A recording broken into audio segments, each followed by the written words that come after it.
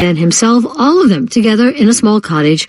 Bumby would eventually recover from his illness. The Hemingway marriage did not. Author Leslie Bloom tells this story in Town and Country magazine. Leslie, welcome. Thank you. So happy to be here. Well, and we also want to thank you because apparently you're huddled in your closet trying to get a quiet place to talk to us. Yes, highly professional, glamorous environment to be broadcasting right now. So Town and Country of you. You start your article by trying to correct the record on a story that went viral that wasn't true. It alleged that F. Scott Fitzgerald wrote a letter when he was in quarantine in 1920 for the then 1918 flu. And this letter claimed that Hemingway was a flu denier who wouldn't wash his hands. You wanted to point out that letter wasn't true. No, well, first of all, it was written in 1920, supposedly. Fitzgerald did not meet Hemingway until 1925. And yes, so that was, a rather significant clue that something was peculiar about said letter. It turns out that, the letter wasn't real and it was a parody that was written for McSweeney's. But this story you're about to help us tell is, and talk about people behaving badly. It begins in Paris. Hemingway, his wife Hadley, who's kind of a plain, as you say, church mouse, poor woman, their son Jack, or Bumby as they called him. They had moved there so that Hemingway could be a famous writer. As part of that, of course, he has to have an affair. He does with the Vogue editor, Pauline Pfeiffer.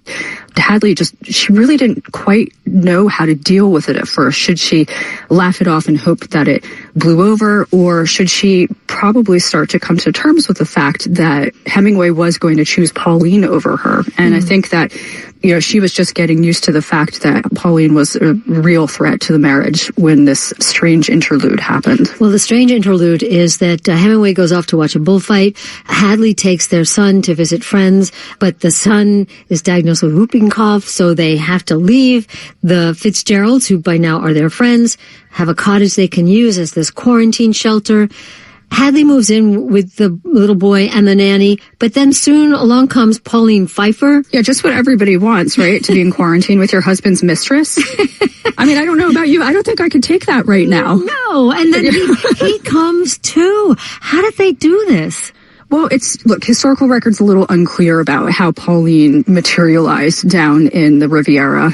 Some say, look, she went down to help Hadley. She had had whooping cough as a child. She was immune. And we all know, how precious immunity is now, right, from our own experiences.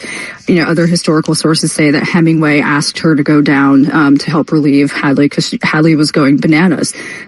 So she comes down, and then Hemingway comes also, and Hemingway, the mistress, the nanny, the sick little boy, and Hadley are all in a 2-bedroom cottage, quarantined for weeks. Hemingway thought this was just grand, like a great place to write. Do we know what it did to Hadley? Hadley was really at the end of her tether, and, she would take, isolated walks into town. Once in a while, she would, get a shot of whiskey someplace to steel herself to go back.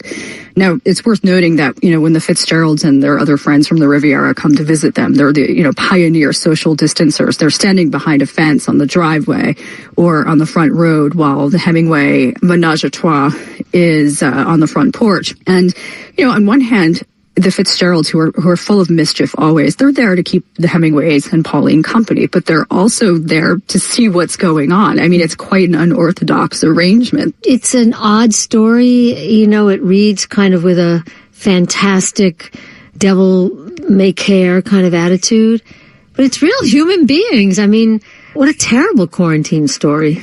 It's a terrible quarantine story, but with strange fashionablenesses to it also. And the thing that makes it especially strange is that the people in the story are not behaving how most of us would behave. I think that's what makes it so fascinating and strange. And so Hemingway possibly sending his mistress and then going himself and enjoying the setup or finding it, a nice spot for writing. Pauline actually making herself available to go down and help, Hemingway's wife with the baby. And then Hadley's own acceptance of the arrangement or trying to put a good face on it also seems unfathomable. But maybe the most relatable reaction of the three, somebody who's just trying to grapple with the situation and feel her way to the right path through it. And by the way, did Pfeiffer get her man ultimately? She would say throughout, I'm going to get everything. Did she? Yeah. Well, I mean, she got him temporarily. She was wife number 2. And then he jilted her for Martha Gellhorn. And then Martha got rid of him, and then he went on to another journalist, his final wife, Mary, who became Mary Hemingway. Leslie Bloom wrote about Hemingway's quarantine for Town and Country. She adapted the piece from her book, Everybody Behaves Badly, the true story behind Hemingway's masterpiece, The Sun Also Rises. Leslie, thanks so much. My pleasure. Thank you for having me. You're released from the closet. Oh. And the door's been flung open. Please be safe, and thank you very much for having me on. And Leslie's new book, Fallout, is out in August. And Jeremy, this week we're going to have famed marriage counselor Esther Perel. A husband in one of her podcasts wants this problem. I cannot imagine. I'm Robin Young. I'm Jeremy Hobson. This is Here and Now.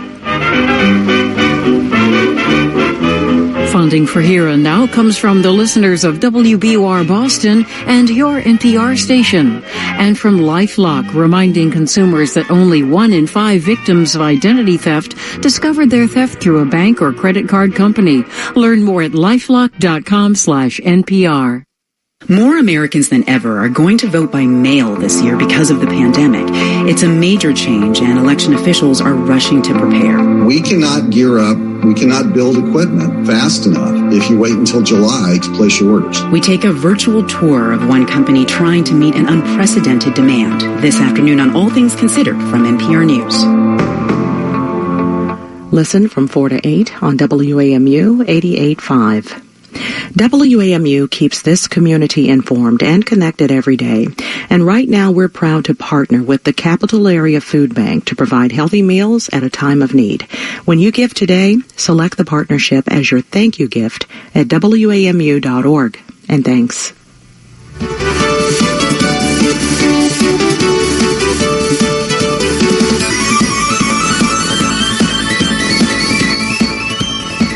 Support for WAMU comes from Cox, whose panoramic Wi-Fi comes with advanced network protection. Your family's connected devices can be protected against cyber threats. Available in the Cox Wi-Fi app.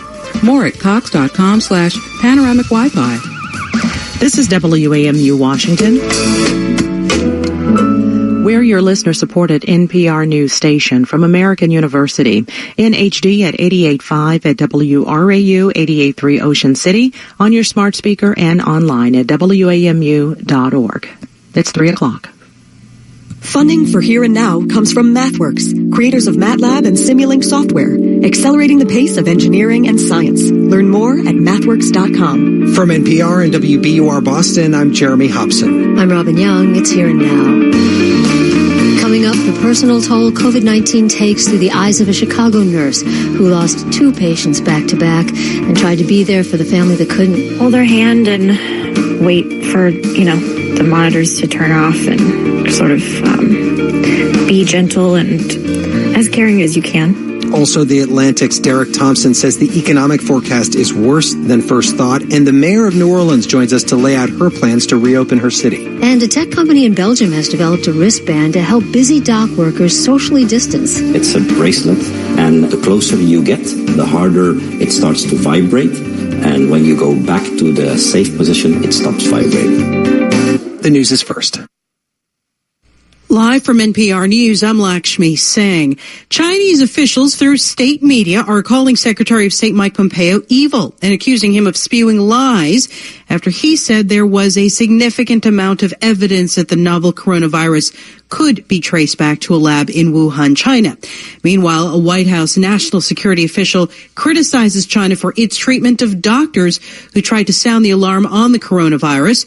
NPR's Aisha Roscoe reports that the remarks are the latest sign of escalating tensions between the U.S. and China in the wake of the pandemic. Deputy National Security Advisor Matthew Pottinger said the Chinese doctors who faced retribution for speaking out about the coronavirus were brave. And so this is an effort to reach out in the Chinese language and open up a conversation with friends in China and around the world. President Trump was initially complimentary toward China, but now says China should have been more forthcoming about the outbreak. He also just moved to replace the top watchdog at the Department of Health and Human Services after her office released a report on shortages in coronavirus testing and personal protective gear in the United States. Aisha Roscoe, NPR News. J.Crew is heading for bankruptcy. The major retailer has filed for Chapter 11 protection and could be the first of several to take that route for financial distress that was already brewing before the pandemic. Here's NPR's Alina Selyuk. J.Crew says it hopes to get its finances in order while continuing to, quote, operate fully in the meantime, though, of course, with big limits during the coronavirus pandemic. The health crisis has left many retailers struggling to keep up with bills, and that's been particularly painful for companies already in financial distress, like J.Crew, JCPenney, Neiman Marcus.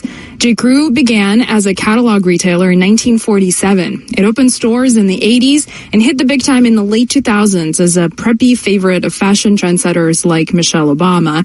But its debt has ballooned from a private equity buyout. And as more competitors grew online, J.Crew skated on the edge of bankruptcy in recent years. Alina Selyuk, NPR News. 6 northeastern states are joining forces to buy medical supplies to boost the regional response to the coronavirus outbreak. New Jersey, meanwhile, is the latest to announce schools will remain closed for the rest of the academic year. Here's Governor Phil Murphy. It's with in some respects, a heavy heart, but we have no choice in this. This is not a decision that's been made based on emotions. This is based on the hard science. New York joins Colorado in saying goodbye to a hero. Paul Carey, a retired firefighter paramedic, became infected with coronavirus and died April 30th, about a month after he volunteered his help in New York City's outbreak response. He was 66 years old. Last night, Carey's body was returned to Denver Airport, where emergency vehicles drove in a long procession in honor of this first responder. You're listening to NPR News. People in Greece are starting to leave their homes after a lockdown that's lasted for more than a month. Joanna Kakissis reports the shelter-in-place orders help keep Greece's virus infection rate lower. Greeks are finally